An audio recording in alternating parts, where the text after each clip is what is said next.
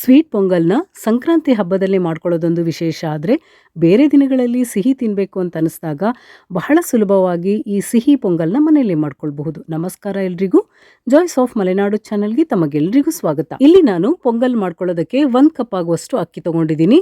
ಹಾಗೆಯೇ ಹೆಸರು ಬೇಳೆನ ಇಲ್ಲಿ 3/4 ಕಪ್ ಆಗುವಷ್ಟು ತಗೋಬೇಕು.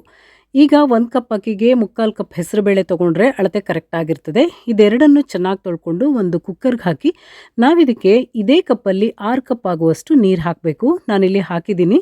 ಇದನ್ನು ಕುಕ್ಕರ್ ಲಿಡ್ ಕ್ಲೋಸ್ ಮಾಡಿ ನಾವು 4 ವಿಷಲ್ ಮಾಡ್ಕೋಬೇಕು. ಈಗ 4 ವಿಷಲ್ ಆಗಿದೆ ನೋಡಿ, ಸಾಫ್ಟಾಗಿ ಬೆಂದಿದೆ. ಹಾಗಾಗಿ ನಾವಿಲ್ಲಿ ಸ್ವಲ್ಪ ನೀರನ್ನು ಜಾಸ್ತಿನೇ ಹಾಕ್ಕೊಳ್ಬೇಕು. ಇಲ್ಲಿ ಬೇಳೆ ಮತ್ತು ಅಕ್ಕಿ ಎಷ್ಟು ಸಾಫ್ಟ್ ಆದರೂ ಪರವಾಗಿಲ್ಲ, ಆದರೆ ಉದ್ರಾಗಿದ್ದರೆ ಗಟ್ಟಿಯಾಗಿದ್ದರೆ ಪೊಂಗಲ್ ಅಷ್ಟು ಚೆನ್ನಾಗಿ ಬರೋದಿಲ್ಲ. ಇವಾಗ ಇದಾಗಿದೆ. ಇನ್ನು ನಾವಿದಕ್ಕೆ ಬೆಲ್ಲ ತಗೊಳ್ಬೇಕು. ನಾನು ಅದೇ ಅಳತೆ ಕಪ್ಪಲ್ಲಿ 2 ಕಪ್ ಆಗುವಷ್ಟು ಬೆಲ್ಲ ತಗೊಂಡಿದ್ದೀನಿ.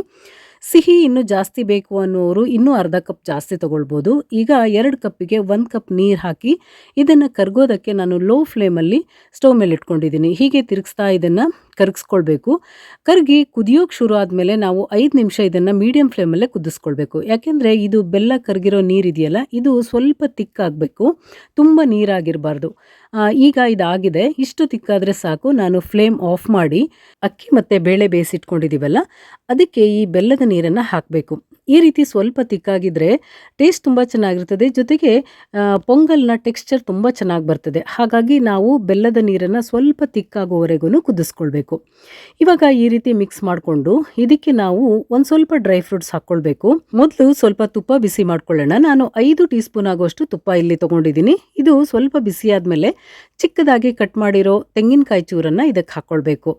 ಇದನ್ನು ಮೊದಲು ಸ್ವಲ್ಪ ಫ್ರೈ ಮಾಡ್ಕೊಳ್ಬೇಕು. ಇದು ಕಲರ್ ಚೇಂಜ್ ಆಗಬೇಕು, ಹಾಗೆ ಫ್ರೈ ಆಗಬೇಕು. ಇದಾದಮೇಲೆ ಸ್ವಲ್ಪ ಗೋಡಂಬಿ ಹಾಗೆ ಒಣ ದ್ರಾಕ್ಷಿ ಇದೆರಡನ್ನು ಹಾಕಿ ನಾವು 2 ನಿಮಿಷ ಫ್ರೈ ಮಾಡ್ಕೊಳ್ಬೇಕು. ಇನ್ನು ಪೊಂಗಲ್ಗೆ ಪರಿಮಳಕ್ಕೆ ಅಂತ ಅರ್ಧ ಸ್ಪೂನ್ ಆಗೋಷ್ಟು ಏಲಕ್ಕಿ ಪೌಡರ್ ಹಾಕಿದ್ದೀನಿ. ಅದಾದಮೇಲೆ ತುಪ್ಪದಲ್ಲಿ ಫ್ರೈ ಮಾಡಿರೋ ದ್ರಾಕ್ಷಿ, ಗೋಡಂಬಿ ಹಾಗೆಯೇ ತೆಂಗಿನಕಾಯಿ ಇದೆಲ್ಲವನ್ನು ಹಾಕಿ ನಾವು ಒಂದ್ಸಲ ಚೆನ್ನಾಗಿ ಮಿಕ್ಸ್ ಮಾಡ್ಕೊಳ್ಬೇಕು.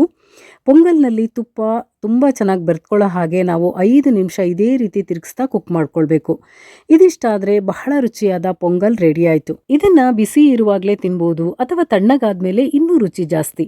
ಇದಕ್ಕೆ ಬಳಸಿರುವಂಥ ಅಕ್ಕಿ, ಹೆಸರುಬೇಳೆ ಮತ್ತು ತುಪ್ಪ, ಬೆಲ್ಲ ಇದೆಲ್ಲವೂ ಹೆಲ್ದಿ ಇಂಗ್ರೀಡಿಯೆಂಟ್ಸ್ ಆದ್ರಿಂದ ನಾವು ಮನೆಯಲ್ಲಿ ಆಗಾಗ ಇದನ್ನು ಮಾಡ್ಕೊಳ್ಬಹುದು. ಈ ಸಂಕ್ರಾಂತಿ ಹಬ್ಬಕ್ಕೆ ಈ ರೀತಿ ಸಿಹಿ ಪೊಂಗಲ್ನ ಈಸಿಯಾಗಿ ಮನೆಯಲ್ಲಿ ಮಾಡ್ಕೊಳ್ಳಿ. ಎಲ್ರಿಗೂ ಸಂಕ್ರಾಂತಿ ಹಬ್ಬದ ಹಾರ್ದಿಕ ಶುಭಾಶಯಗಳು. ಎಳ್ಳು ಬೆಲ್ಲ ತಿಂದು ಒಳ್ಳೆ ಮಾತಾಡೋಣ. ಇವತ್ತಿನ ಈ ಪೊಂಗಲ್ ರೆಸಿಪಿ ನಿಮಗೆ ಇಷ್ಟ ಆಗಿದ್ರೆ ನೀವು ಟ್ರೈ ಮಾಡಿ ಹೇಗೆ ಬಂತು ಅಂತ ನಿಮ್ಮ ಅಭಿಪ್ರಾಯವನ್ನ ಕಾಮೆಂಟ್ನಲ್ಲಿ ತಿಳಿಸಿ. ಹಾಗೆಯೇ ನಮ್ಮ ಚಾನೆಲ್ನ ಸಬ್ಸ್ಕ್ರೈಬ್ ಮಾಡಿ, ಲೈಕ್ ಮಾಡಿ, ಶೇರ್ ಮಾಡಿ. ಇನ್ನೊಂದಷ್ಟು ಹೊಸ ಹೊಸ ವಿಷಯಗಳ ಜೊತೆ ಸಿಗೋಣ. ಶುಭವಾಗಲಿ. ನಮಸ್ಕಾರ.